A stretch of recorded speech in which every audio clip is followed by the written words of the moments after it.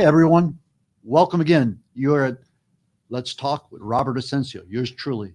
Today we have another show on Ukraine, but this time we want to take a view, take it back a step, look at it from the perspective of a military historian. Let's talk about Russia's military's actions in Ukraine, how they impact not just the affected area of Ukraine, Eastern Europe, Western Europe, or how ultimately it's going to impact us here in the United States, or is impacting us. I think we're already starting to feel the feelings of it, the byproducts and the fallout of the war. We certainly see it with the gas prices and a lot of the inflation, the cost of living that's actually going up, goods that come from that part of the world. With me today, I have Professor, Dr. Randall Kaufman. I'm going to call you Randy if you don't mind. Please. Randy is a professor at Miami-Dade College. He's got his PhD from FIU, local guy. Good deal. He's the chair of the Social and Humanities Department of Miami-Dade, and also a military historian. Doctor, let's get into it, because I think sure. people want to hear what's going on and they want to hear from your perspective. Thank you for joining us. Thanks for having me. We were talking offline and you shared the title of a book. It's called Bloodlands. Bloodlands. Yeah. Man, what a impactful book. Can you give the audience a perspective of what's going on, the history between Russia and Ukraine, Okay. and a military peace?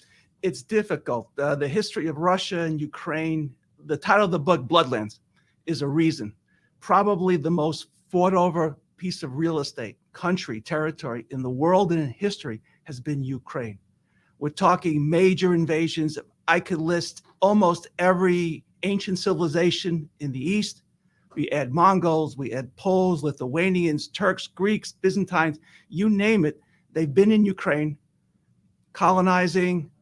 Much blood has been spilled there. The main reason for that, and maybe today too, it's another crossroads of the world.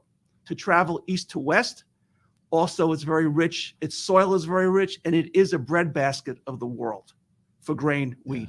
It's affecting and because of the grain, as I was reading in the book, in the 30s, from like 1933 to 45, people were starved. The farmers, the Ukrainians were starved over the grain. They talk about the Holodomor, which they consider a genocide, and it is a genocide. 32, 33 is the basis of it, and the numbers range up to 6, 7, 8 million people starved to death. Was it organized by the Soviets? You can say yes, you can say no, but it was 6 to 7 million people, and it continued, abated a bit into the Second World War. So are we seeing the second part of that? I think, was that the intent? The intent there was to make the Ukrainians, who had for a moment in their history a republic following World War I, and then the creation of the Soviet Union, to bring them into the Soviet Union, to make them Soviets, to bring them online. Part of that is true. Moving people in from Russia, the Russian-speaking folks, you've heard about that. They're Russian-speaking, Eastern Ukraine, that area. It was intentional to make them more Soviet, make them more Russian. So we have a democracy that was invaded by former USSR, Russia, at the hands of Vladimir Putin.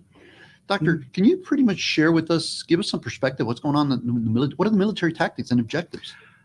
I wish we knew. As if you are watching on the TV, you hear all the former generals, a couple of which were our bosses. Yeah.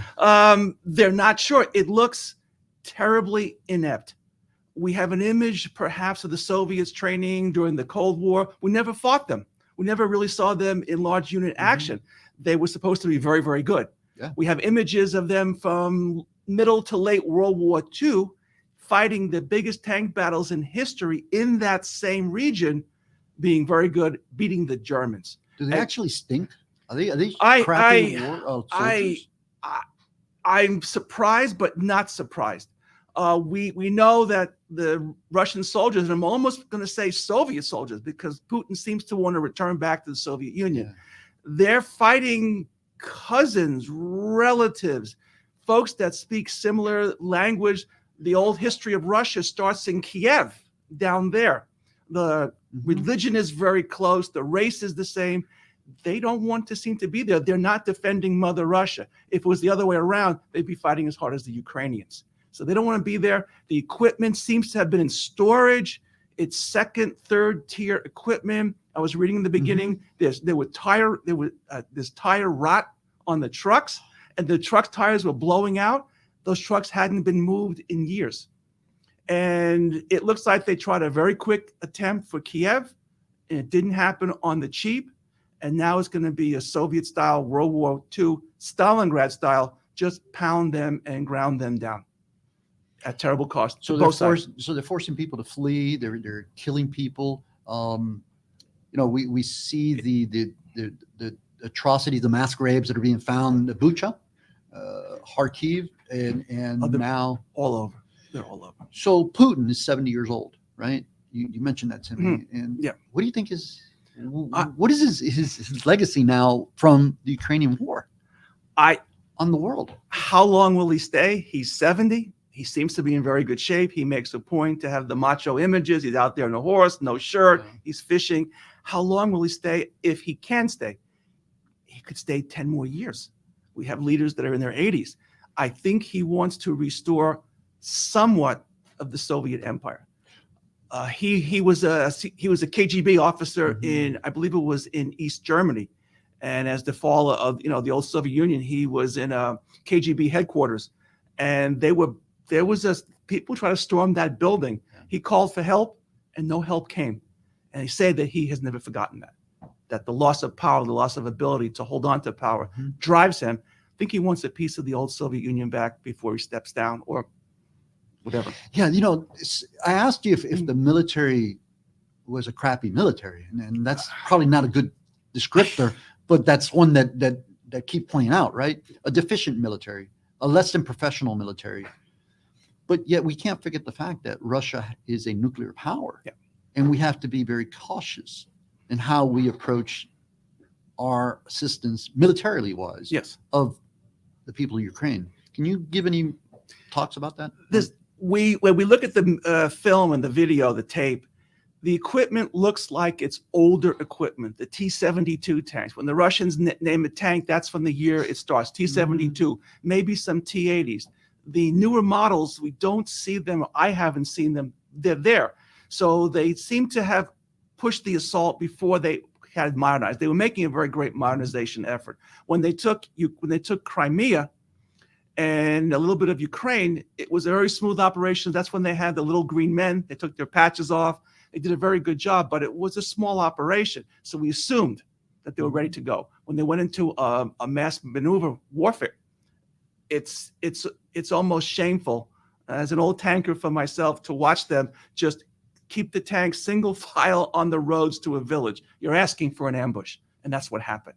Massive scale. It's criminal almost as a tanker. What years did you serve in the military? I was in the National Guard, the California National Guard in the 80s. I was also at ROTC. So I was also in the Army in the 80s, and during the Cold War, right? Yeah. And we always trained as if we were going to fight the Russian Empire. The op force, as we called them, the op force was the Soviets. And I remember some operations where I was at cold winter warfare training, and we were deployed out Alaska, very close to the Bering Sea, and the Russians were jamming us. They were jamming our transmissions, and we were probably doing the same thing doing some probably. but not to get too much into that. But so we know the Russian tactics from our military history, right? And training. We know that they can be very brutal, and we're seeing it. Yeah. But where do they go from here? Does this escalate? I was thinking about this again, trying to look at the history, the reality that they have too. You can say that Ukraine, or the Ukraine they used to call it, was part of the empire, was heavily Russian.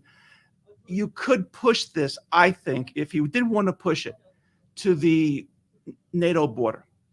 There's discussions now. There's a little bit of territory in the southwest called Transnistria near Moldova. There's a Soviet base there. There are Russian rebels. They might be trying to connect the southern border of Ukraine along the Black Sea to those folks that would cut Ukraine off from the Black Sea.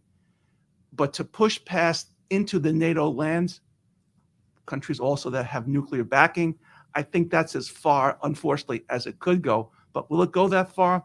I don't think so. If you look at Ukraine, there's a river in the middle, sort of, the Dnieper River. I'm thinking maybe Russia to the east and rump Ukraine, if it gets that point, to the west. And that may be it for now.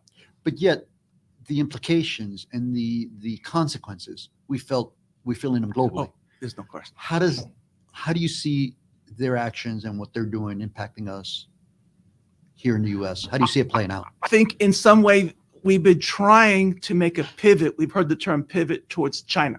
China is probably the number one threat or coming on threat. Southeast Asia, the Taiwan Straits. Again, we keep wanting to pivot to China, want to deal with them economically, technologically, and we keep getting pulled back to Europe. It seemed to quiet down when the Soviet Union broke up. There was a little love affair with Putin in the beginning, and now we're having to look back again. Putin backfired to a bit. NATO's come together. We were complaining about the Europeans not putting enough money into NATO. Here they go. The Germans, because of World War II, are very hesitant to send offensive troops, to send weapons. Now they're doing it. So the NATO is, I think, strengthened. It's going to move up to Poland, and we have to then stop the pivot, which was important to me, and have to again look back at Europe. Important for Miami because we tend to look south. That's where most of us are from, and it's important, but Europe is still the power, and with the Russians there, we got to take a look and maybe repivot back again for the moment. So as a historian, kind of to close it out because we have a couple of minutes here, I want to get you on, and I want to have this conversation, longer conversation. I'm sure the audience would like a longer conversation with more people. But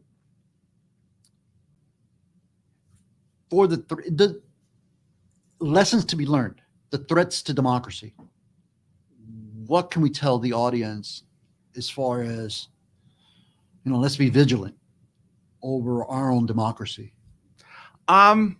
I have a little mixed emotion on Ukraine, as we discussed. My mother's family is from Lviv. I was there in 2012. I saw them trying to figure out and they've had a shaky road. They've tried. There's a pro-Russian Western and perhaps a little more of a reality check. You're not the big guy with nuclear power, with the neighbor next door who's very aggressive, longing to get back something. Perhaps to secure democracy, which you should have, a little more circumspect of how you work the world politics. I agree with them. Maybe they should have been a little more quiet. Maybe we should have been more involved with the Ukrainians. But at that point, they were Ukrainians. And to be honest, when I was there in 2012, nobody let them into Europe. They were persona non grata. I saw the Polish consulate in Lviv. The Ukrainians were all lined up. They couldn't get a visa to a young democracy with a very aggressive potential neighbor 10 years ago, and we didn't. And now they're looking at, should Russia succeed, erosion of civil liberties and privacy or freedoms, right? No question. It's if they partition that country in half, and I think that could be a goal of theirs, it'll be the Soviet state, and the Soviet style state. They're a democracy, technically, Soviet-style state, because he's ratcheted up. He shut down the free press. Yeah. You can't protest.